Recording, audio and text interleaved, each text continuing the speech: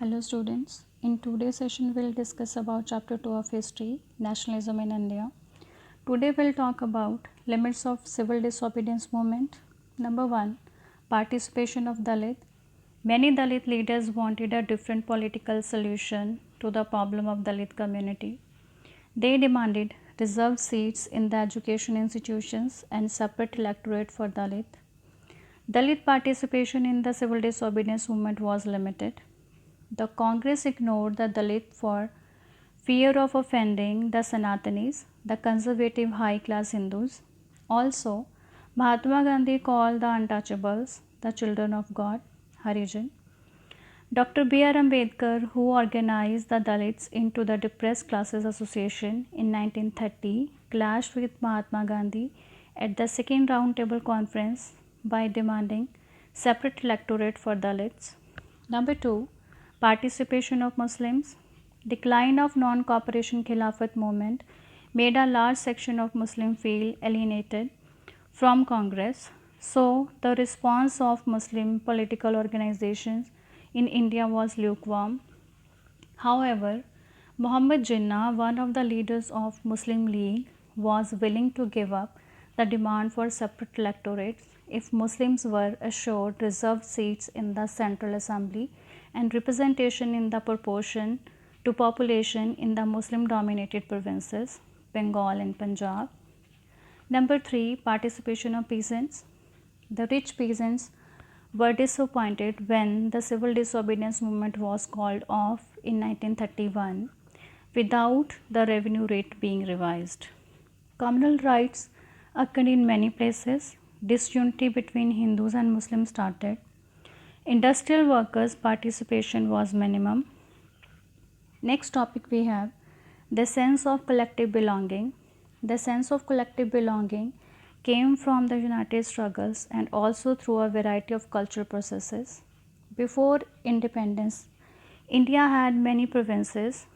With the rise of nationalism, people started believing in the concept of united India or India as a nation state. People felt a collective belonging because they had participated together in freedom struggles such as revolt of 1857, civil disobedience movement and non-cooperation movement. Moreover, they have fought against common aggressor the British. Besides this, history and fiction, common folklore, songs, popular pictures and symbols also helped in glorify unity and spirit of nationalism. In Europe, abstract concept of a nation was personified or given a human form, just like Marianne in France and Germania in Germany. The Indian nation was conceptualized visually as Bharat Mata in the 20th century. The image of Bharat Mata was first created by Bankim Chandra Chattopadhyay.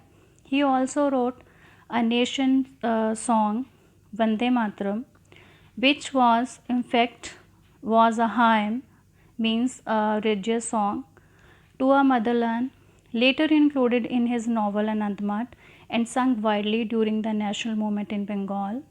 Later, Abhinandannath Tagore created a famous image of Bharat Mata. She was an ascetic figure wearing saffron colored cloth and carrying a mala or a chain of beads in her one hand, which symbolized her as a divine and spiritual. Her role as a mother figure, a nurturer, is evident from the cloth, palm leaves, and scripture carried by her. The portrayal of Bharat Mata also underwent lot of changes. Take a look. Another picture of Bharat Mata painted by Abhinandannath Tagore in 1905. Just like Germania, Bharat Mata is holding a flag in her hand while Germania carries a sword. Bharat Mata has a trishul on top of the flag, which signifies readiness to fight for her honor. Germania is wearing a breastplate with eagle, which is the symbol of German strength. Similarly, Bharat Mata is standing beside an elephant and lion. Both are symbols of power and authority. Another process which contributed to the growth of the nationalism was the revival of Indian folklore. In the late 19th century, the nationalists began gathering the folk tales from different parts of India. In Bengal, Rabindranath Tagore led the folk revival movement by collecting folklore and songs, ballad in Bengal, which down south Nitesa Sastri collected folk tales and published series of 4 volumes called the Folk Tales of Southern India. Nationalists wanted people to take pride in Indian culture and understand how it had been destroyed by British. With the growth of nationalism, most symbols were developed to capture symbols of patriotism. One such symbol was Indian flag. The tricolored flag was first designed during the Swadeshi movement in Bengal. Later on, in 1921, Mahatma Gandhi redesigned the flag with the spinning wheel or the charkha at the center. This flag was often used by nationalists during the protests and marches. The growth of nationalism also happened through a process of reinterpretation of history. The British conceived India as a land of backward people, incapable of governance. In response to this mindset, the Indian began exploring glories from past and wrote about the ancient times when India was much developed. The glorifies of past and symbols used by nationalists such as Bharat Mata were all very Hindu in nature. Consequently, people of other religions and communities felt alienated. India got inspired to fight for independence. At the same time, their religious differences prepared ground for the division of the country. This is all about today's lecture. Thank you.